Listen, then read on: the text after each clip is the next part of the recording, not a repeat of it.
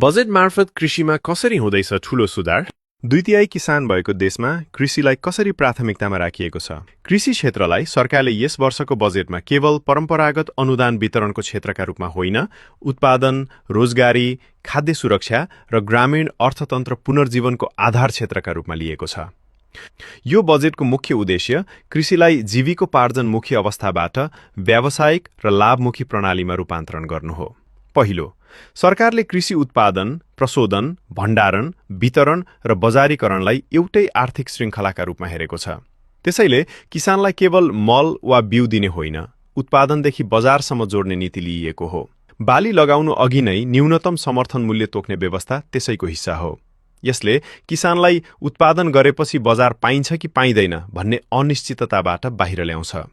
दोस्रो, कृषिमा ठूलो लगानी आकर्षित गर्न 2 करोड रुपैयाँ भन्दा बढी प्रारम्भिक लगानी गर्ने कृषक वा कृषि उद्यमलाई 40% सम्म प्रोत्साहन अनुदान दिने व्यवस्था गरिएको छ। यसमा उद्देश्य हो समूह खेती, सहकारी, कम्पनी मोडल वा सामूहिक उत्पादन प्रणाली मार्फत साना किसान पनि यसमा सहभागी हुन सक्छन्।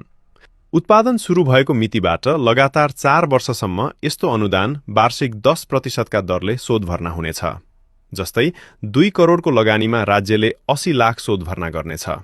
यसको मुख्य उद्देश्य अनुदानको गलत प्रयोग नहोस् र कृषि क्षेत्रमा व्यापक मात्रामा उत्पादन गर्ने, जसले लागत घटाउँछ र उत्पादकत्व बढाउँछ, जसबाट बजारको माग अनुसार आपूर्ति गर्न सकिन्छ र आयात प्रतिस्थापन गर्न सकिन्छ। तेस्रो, कृषि बीमामा 80% सम्म प्रिमियम अनुदान दिने व्यवस्था ऐतिहासिक सुधार हो। नेपालमा किसानले सबैभन्दा ठूलो जोखिम मौसम, रोग र बजारको अनिश्चितताबाट भोग्दै आएका छन्।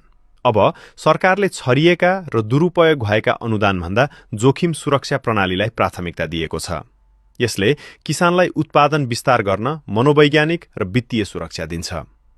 चौथो, सिँचाइलाई कृषि रूपान्तरणको मेरुदण्ड मानेर ठूला निर्माणाधीन आयोजना सम्पन्न गर्ने र साना तथा मझौला सिँचाइ विस्तारका लागि 4 अर्ब रुपैयाँको च्यालेन्ज फण्ड स्थापना गरिएको छ। स्थानीय तहलाई प्रतिस्पर्धात्मक ढंगले स्रोत उपलब्ध गराउने व्यवस्था गरिएको छ। निजी क्षेत्रले सिँचाइमा गरेको लगानीलाई कर कट्टीयोग्य खर्च मान्यता दिनु पनि कृषि पूर्वाधारमा निजी लगानी आकर्षित गर्ने रणनीति हो।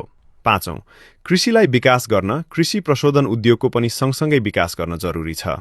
यसका लागि कृषि प्रशोधन उद्योगको ठूलो प्रोत्साहनको घोषणा गरिएको छ। कृषि प्रशोधन उद्योगलाई पहिलो 10 वर्ष आयकर छुट, अर्थात् 10 वर्षसम्म आयमा कर लाग्दैन, होल्ड स्टोर, प्याकेजिङ र टेस्टिङ ल्याबका उपकरणमा VAT छुट तथा सहुलियतपूर्ण ऋणको व्यवस्था गरिएको छ। यो निकै ठूलो घोषणा हो। यो करिब 2 दशक अघि जलविद्युत उत्पादनमा लिएको जस्तै रणनीति हो। यसले निजी क्षेत्रको लगानी वात्तै बढाउँछ भन्ने अपेक्षा छ। यसको उद्देश्य किसानलाई केवल कच्चा उत्पादनकर्ता होइन, मूल्य अभिवृद्धि अर्थतन्त्रको हिस्सेदार बनाउनु हो। विशेष गरी अर्ग्यानिक, उच्च मूल्य र GI आधारित उत्पादनलाई ब्रान्डिङ सहित अन्तर्राष्ट्रिय बजारमा लैजाने तयारी गरिएको छ। छैटौं, कृषि सेवा प्रणालीलाई किसान केन्द्रित सेवा प्रणालीमा रूपान्तरण गर्ने निर्णय गरिएको छ। कृषि संरचनालाई पुनर्संरचना गर्दै सेवा स्थानीय तह र किसानको घरदैलोमा पुर्याउने लक्ष्य राखिएको छ। प्रत्येक स्थानीय तहमा अनिवार्य रूपमा पालिका जाने गरी प्रत्येक पालिकामा 1 जना पशु विज्ञ र अर्को 1 जना बाली विज्ञ प्लान्ट एक्सपर्ट राखिनेछ तथा डिजिटल कृषि सूचना प्रणाली विस्तार गरिनेछ। यसको अर्थ किसान अब सेवाका लागि कार्यालय धाउने होइन, प्राविधिक सेवा किसानको घर-घरमा पुग्ने प्रणाली निर्माण गरिनेछ।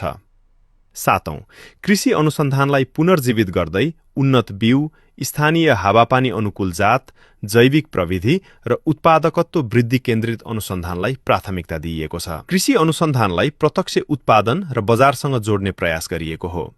समग्रमा यो बजेटले कृषिलाई अनुदानमा निर्भर क्षेत्रबाट उत्पादन, बीमा, सिँचाइ, प्रशोधन, अनुसन्धान र बजारसँग जोडिएको आधुनिक आर्थिक क्षेत्रका रूपमा रूपान्तरण गर्ने आधार तयार गरेको छ। सरकारको विश्वास छ कृषिमा गरिएको यही संरचनागत सुधारले ग्रामीण रोजगारी, आय वृद्धि, आयात प्रतिस्थापन र खाद्य सुरक्षामा दीर्घकालीन प्रभाव पार्नेछ।